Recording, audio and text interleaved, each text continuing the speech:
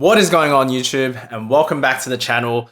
Today I'm going to be ranking every single duo remaining in the NBA playoffs. So if you guys do enjoy this type of content, please do like and subscribe to the channel. I am on my way to 1,000 subscribers, so I would very greatly appreciate it if you do end up subscribing. And look, in terms of my ranking criteria, all I'm looking at is basically each duo's performance to date right now, as well as how I kind of expect them to play moving forward. Purely for this postseason, not in 5 years' time, not how good they were last season, right now. And so let's kick things off. Number 8, I've got the Knicks duo of Jalen Brunson and Julius Randle. Let's be real here, man. Like, if you're a team with true title aspirations, your two best players can't be Randle and Brunson, period. I think Jalen Brunson is good enough to be... He's definitely a number 3 guy in a championship team, maybe even a number 2 guy if he's paired with like one of the top superstars, but he's not a number 1 guy. And as for Randle, I don't think he's a number 3, maybe even not a number 4 guy on a championship team, if I'm being honest with you. If you look at his regular season versus playoff averages, they fall off a fucking cliff. His efficiency suffers. This is a second postseason appearance for Randle, and in both appearances, it just disappears. And so until he proves otherwise, I can't just justify ranking him high. He's a great regular season player, but in the playoffs, nah, he ain't it, man. At number 7, I've got the Splash Bros, Steph Curry and Klay Thompson. Look, you might want to disagree with me, but let's look at today, right now. They're down 3-1 against the Lakers. And, everyone talks about how great of a player Lebron is at 38 years of age. But you look at Steph Curry, man. He's 35 and he's doing fucking amazing things. He's still in the middle of his prime. And he's on a short list of guys where if I'm going into a Game 7, I'd want him leading my team. Him, Jimmy, and LeBron are probably the top 3 guys. And we all saw what he did to the Sacramento Kings. Game 7 on the road. The guy dropped 50 points, man. And so Steph's been one of the best playoff performers this season, but it's a ranking of duos, and his partner in crime, Klay Thompson, let's be honest, he's regressed a little bit, right? He's definitely not prime Klay anymore. His defense has slipped, which you'd expect after you tear ACL and rupture Achilles, so I don't blame him for that. But offensively, his shot selection and basketball IQ just seems to be a bit questionable these days. Ever since he returned from his injury, even in last season, you look at the most recent example, Game 4 against the Lakers. This guy, it was a 1-point game with under 2 minutes left to play. And in back-to-back offensive possessions, the first one, he gets the ball, 5 seconds left on the shot clock. Dude fucking takes a fadeaway 3 from 30 feet. I don't know, I'm not American, so I don't know. I want to say 30 feet. Next possession, 14 seconds left on the shot clock. He takes a pull-up 3, and you saw Draymond and Steve Kerr, they were like, what the fuck are you doing, man? And so... Klay's a Hall of Famer, is one of the best shooting guards of all time, one of the best shooters, period, of all time. But right now, I know they won last year. He's just not the second best player on the championship team, period, right now. And so I've got the Splash Bros at number 7. At number 6, I've got the Miami Heat duo of Jimmy Butler and Bam Adebayo. Look, like I was saying before, if you need a guy to carry a bunch of fucking bums, carry me, carry you watching the video against the 96 Bulls, and you want someone that's going to put up a great fight, Jimmy is probably one of, if not the first guys you take leading your team, right? He's that guy, and in the playoffs, he just elevates his level of play so much more. And so, you got Jimmy, but then this, like I mentioned before as well, this is a ranking of duos, not the best overall player. Because if this was based off of top 10 players, Jimmy's probably number 1 or number 2 this postseason, purely because the number 8 Heat beat the number 1 Bucks, and he did it without Tyler Hero, without Victor Oladipo. They had 0 expectations, right? Now with Bam, he obviously is one of the best young centers in the league, one of the most versatile defenders, just made All-NBA, All-Defense second team, I should say. But he's not a playoff performer, at least that's what history tells us, right? In each of his last 3 postseasons, when you compare his regular season points per game average to his postseason averages, his points dropped by 3.2, 4.3, and 2.8 points per game in each of the last 3 seasons. So until he proves otherwise, I just can't justify, a duo with Bam Adebayo as your second best player to be one of the elites in the NBA, no matter how good Jimmy is.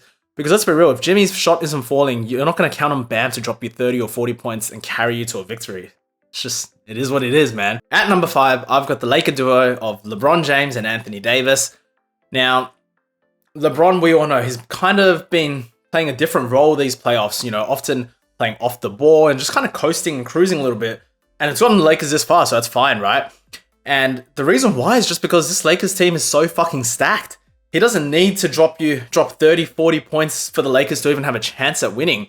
You know, he can just sit back a bit, drop 20, maybe 25 points, even 15 points, right? And you got so many other guys on the team that can step up. Lonnie Walker, you got Dennis Schroeder, D'Angelo Russell, Austin Reeves, Rui Hachimura. That's 5 guys I just named on top of my head. The Lakers are fucking stacked, man. So, but just because LeBron isn't dropping 30, 40 points, that's not to say that he's not capable of doing it, because he definitely can. It's just that we're ranking duos based off of their performance right now, and LeBron just hasn't had to do what he usually does because of how great of a supporting cast he has. And so with Anthony Davis, meanwhile, you know, he's the anchor of that LA defense, which is number 1 in the postseason right now. And I think when he's locked in, he's the best two-way player in the league by far, because this guy is, yeah, man, he's fucking insane. But the problem is, his offensive game can fluctuate between prime Shaq and Kwame Brown from night to night. And so his consistency is a bit iffy, but look, if you ask me, out of all the duos in this list, which duo I'd want most going into a Game 7 to lead my team to victory, I'd actually want LeBron and AD over everyone else, just purely based off of their playoff pedigree. They have the experience. I know, like, I trust them to lock it in. But right now, based off of their playoff performance right now, they just sit a little bit lower, just because the supporting cast has been great, and that's not a bad thing at all. You'd rather, you know, 2, 3, 4 guys have good games rather than LeBron or AD having a great game. That's just how it is. So I've got the Lakers at number 5. At number 4, I've got the 76ers duo of Embiid and Harden. Now, is this disrespectful to the MVP? Maybe, but look, Embiid right now, he hasn't been fully healthy by any means. He's still playing through that LCL sprain. And so I'm judging them based off of how well they played in the playoffs so far. And if you compare him to his regular season self, he hasn't played to standard. You know, he's still very fucking good, don't get me wrong, but it just hasn't been that guy yet. And I don't blame him, he's injured. So it is what it is. Now, we should also note that Embiid's postseason performance, like historically, his field goal percentage drops in comparison to his regular season. And this postseason is no different as well. Look, I know he's injured, right? But just for comparison's sake, in the regular season, he shot 54.8% from the field. Right now in the playoffs, he's shooting 44.8%. And so, is he a playoff performer? I still think he is, but you know, you can't just let that slide, because 10% difference in your field goal percentage is huge. So that's just something to note, to point out. Now, as for James Harden, we all know how shaky this guy's postseason resume is, and he is someone that can either look like Houston Harden or 2023 Jordan Poole, playoff Poole right now. And there's like no in between. The guy, yeah, look, we saw what he did in game 1. We saw what he did in game 4. Dropped 40 plus points against the Celtics in both of those games. And then in games 2 and 3, he laid an egg. In game 5 was the first game where he kind of had like not an amazing game, but still a very, very effective game. And I think that's when the 76ers are most dangerous. When Harden knows when to take over and say, fuck it, get out of my way, let me do my thing, versus getting guys like Maxey and Harris involved. And so he did a very good job at doing so in game 5 against my Celtics. So kudos to him. But right now, yeah, look, he's still not the most proven playoff performer. I don't know if I would trust him going into a game 7. So I got him and Embiid at number 4 right now.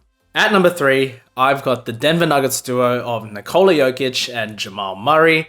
Now, Jokic's on-off splits have always been like absolutely insane, especially this season. And the Nuggets as a whole, the team looks day and night when he's on versus when he's off.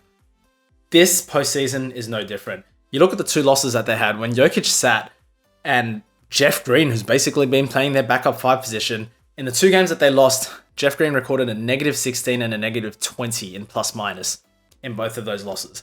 And you look at what Jokic is doing right now in the playoffs, man. This guy is averaging 30.6 points, 13.1 rebounds, 9.5 assists, shooting 53.4% from the field, and 48.7% from 3. I don't know what else you can ask this guy to do, man. He's doing absolutely everything except play effective defense. But offensively, he's as complete of a player as they come. And he is one guy that I look at him, I'm like, yeah, I know he's going to show up every single game, especially in a game 6, game 7, you know, or in like a close 4th quarter situation. He's someone that always brings it. As for Jamal Murray, this guy is also, he's doing the best he can to help Jokic out. And I think we all forgot how great of a player he is in the playoffs. Like right now, he's averaging 25.9 points, 5.3 assists, 5.3 rebounds, 6.7 assists.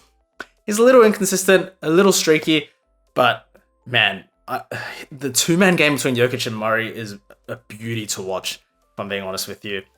And so, yeah, look, I've got them at number 3. Obviously, defense will always kind of be an issue for these two guys. As long as they can hold their own defensively, I give them a pass. So, yeah, I've got them at number 3.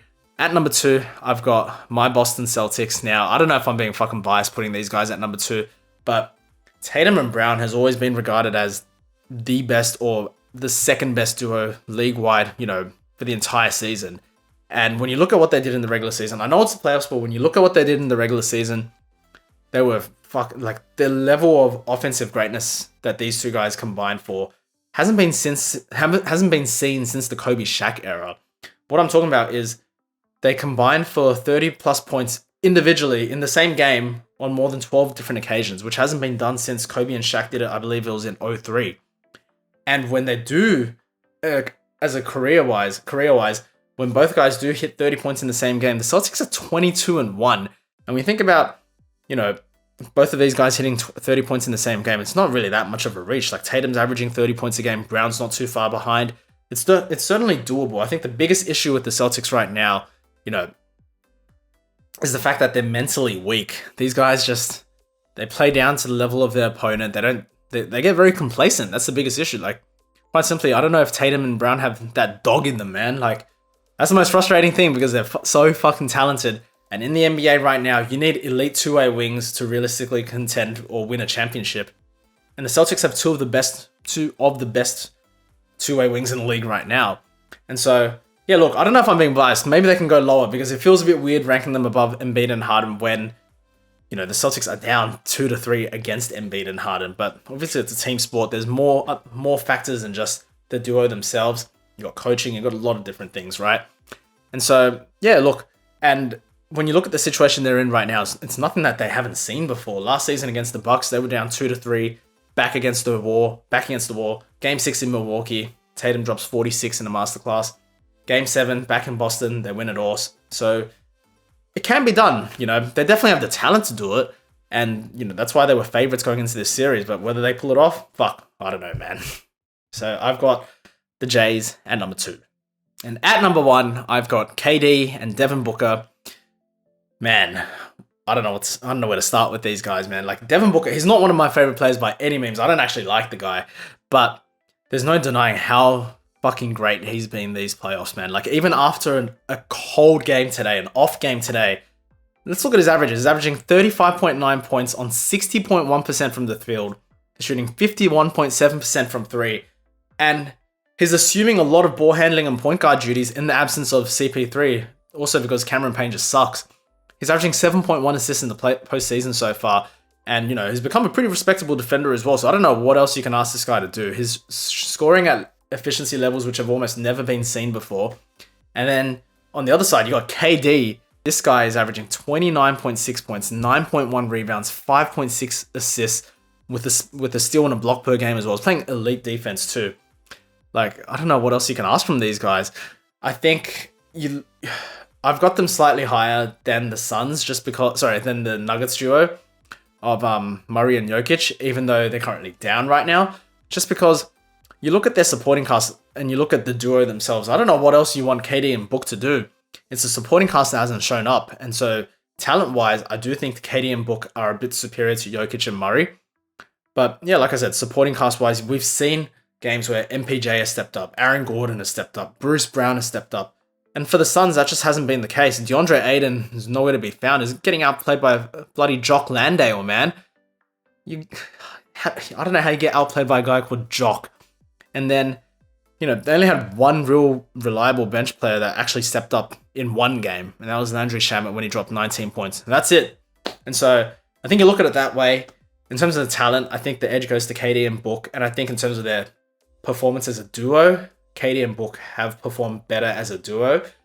But yeah, let me know what you guys think in the comment section, man. That's my top 10 right there. So, hey, I might have some hot takes, might have some not so hot takes.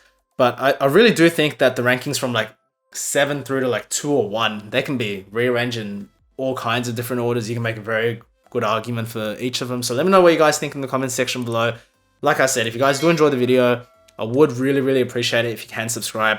But thank you guys for watching, and I'll see you in the next one.